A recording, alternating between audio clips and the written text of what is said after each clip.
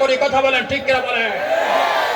নীরবে নিভৃতে অসংখ্য মানুষকে গুম করা হয়, অন্যান্য হত্যা করা হয়, চুরি ডাকাতি রাহাজানি করা হয়। এই দেশের 90% বেশি মুসলমান অধ্যুষিত দেশ। আজকে মুসলমানের ঈমানি কুওয়াত না থাকার কারণে, তাকওয়া না থাকার কারণে এই অন্যায়গুলো হচ্ছে। কথা বলেন ঠিক কিনা বলেন? আল্লাহর হাবিব বলেছেন, আল কাইসু মান দানা নাফসা ওয়া আমিলা লিমা বাদাল মাউত। এই পৃথিবীতে সবচেয়ে বড় জ্ঞানী হলো সেই ব্যক্তি, যেই ব্যক্তি নিজের নফসকে সকল প্রকারের গুনাহ থেকে বিরত রাখলো, ওয়া আমিলা লিমা বাদাল মাউত, এবং মৃত্যুর পরবর্তী জীবনের জন্য যে আমল করলো সেই হলো প্রকৃত বুদ্ধিমান। সুবহানাল্লাহ।